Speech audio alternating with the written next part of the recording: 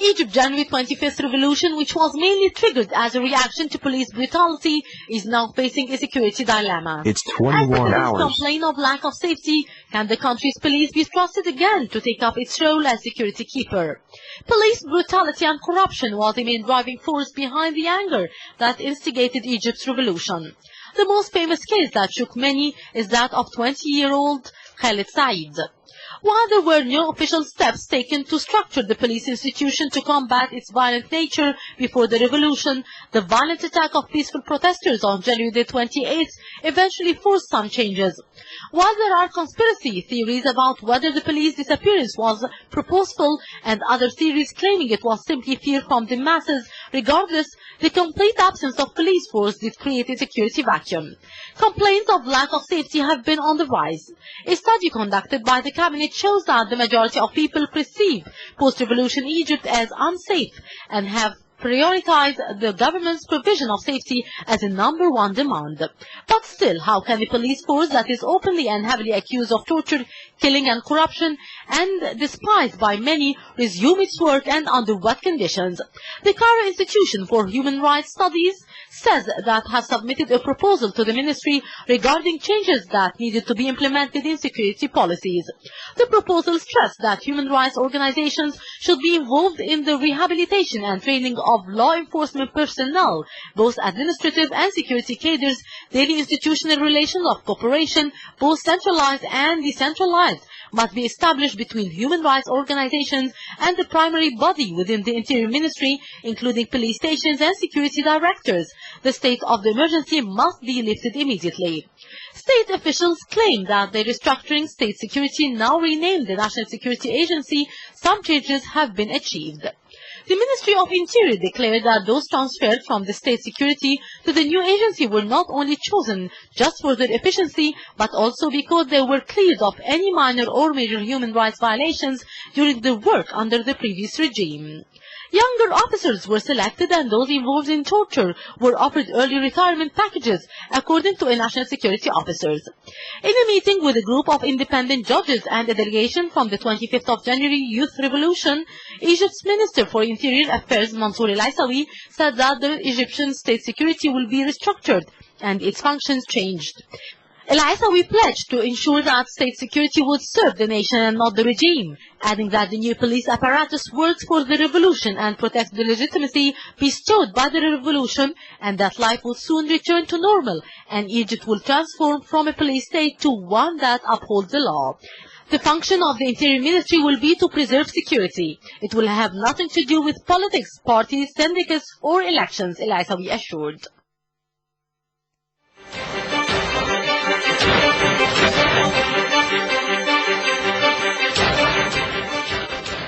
Thank you, Mahisi Rabia, for this report. Thank you, Muram Salhi, the Editor-in-Chief, and thank you, Tagreed Hussein.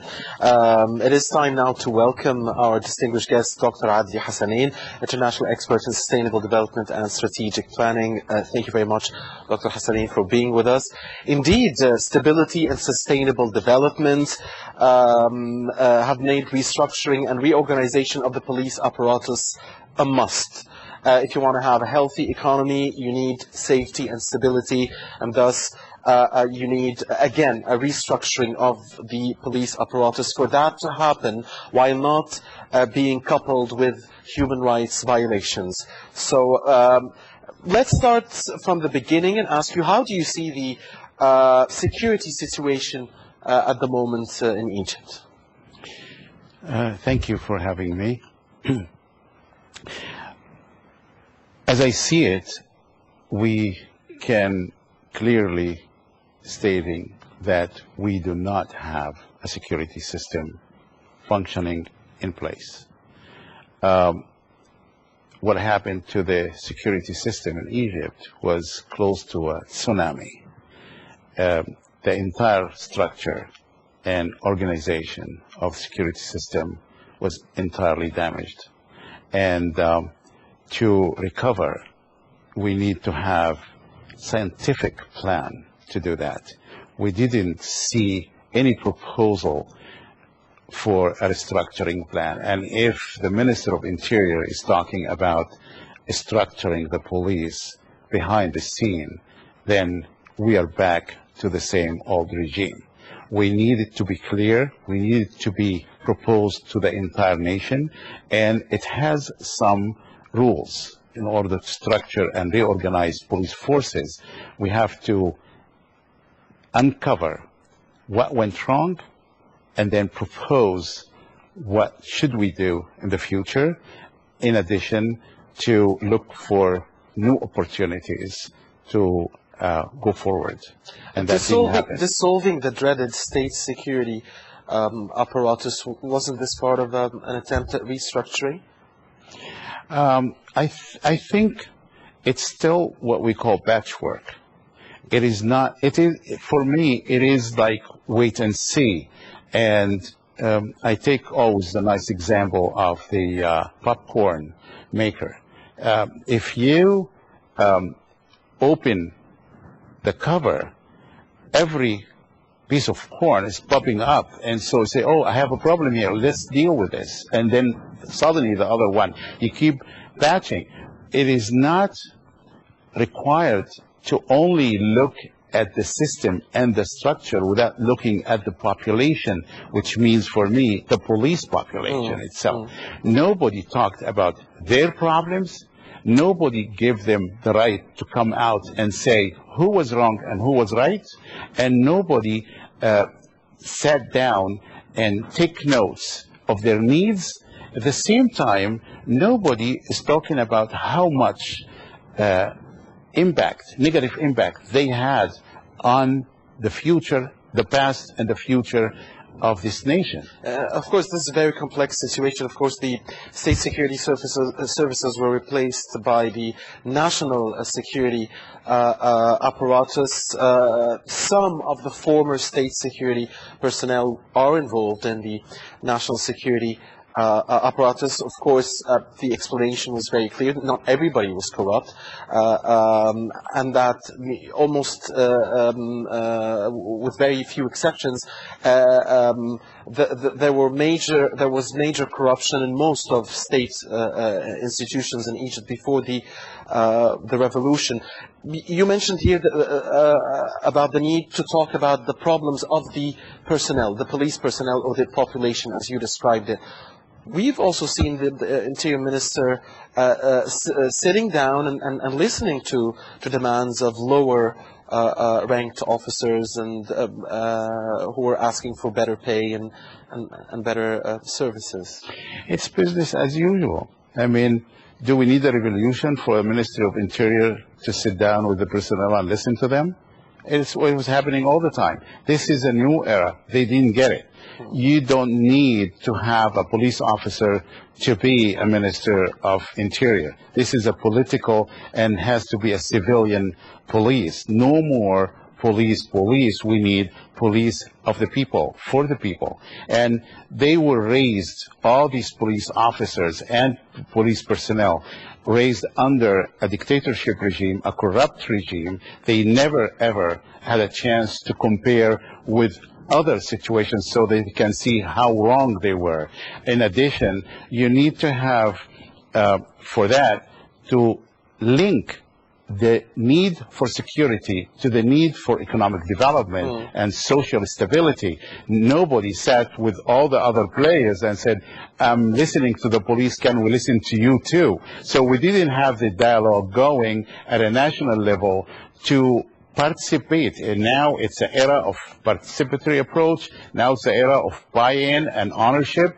I don't think that the Minister of Interior is doing any good job. And I don't think that the police officers, whether they're young or old, are happy with what's going on, because it's just one ear. We need to hear them as people. We need to sit down and work with them on restructuring the entire system. Whoever made a bad impact on this country from their side should pay the price.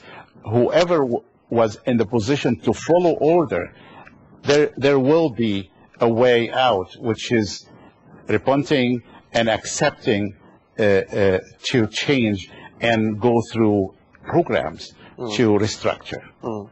So, what is the reason, Dr. Hassanein, in your view, behind the incapability of the police apparatus to carry out with its work in the most efficient of means? Because despite the fact most Egyptians feel a gradual improvement in security in the Egyptian street, there is still a feeling that a lot has to be done to.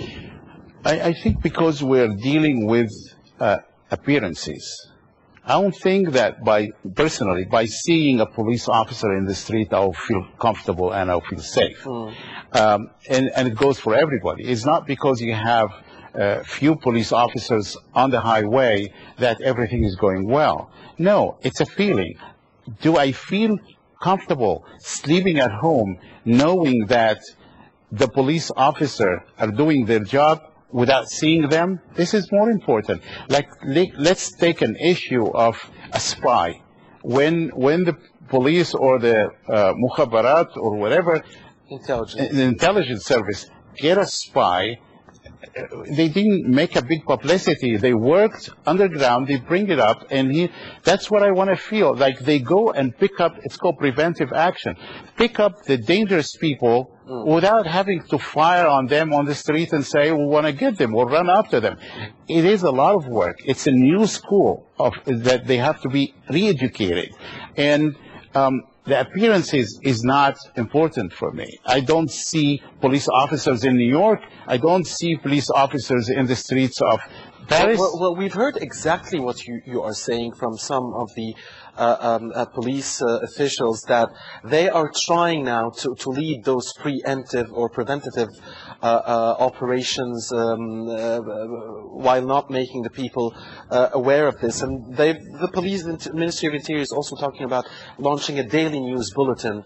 This is going to be launched very soon for transparency and credibility and to quell rumors. But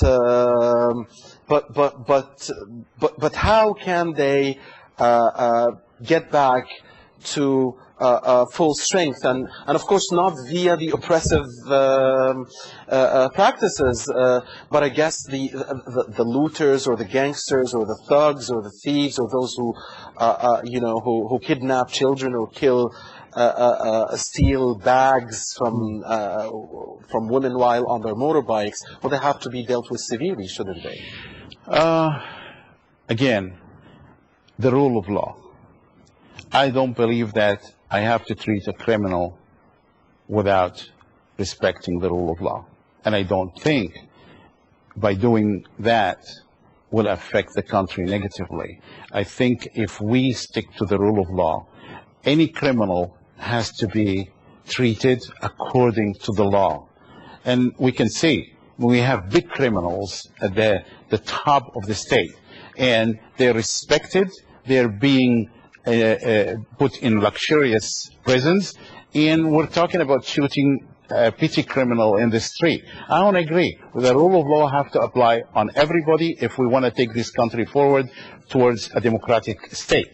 And the other issue, which is really important, how can I work with an old police that the image is tarnished and terrifying to the population? Until now, people don't even want to talk to police, and they're afraid of them because reconciliation didn't happen.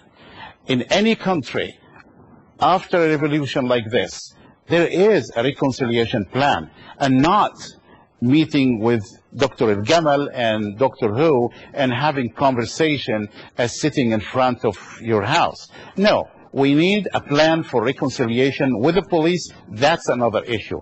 The police has to recognize their mistakes. The people have to accept that we're going forward, but the people will never accept the fact that whoever made terrible mistakes, corrupt system, and punishing the people, hitting them, and killing them. Or shot innocent protesters. Absolutely.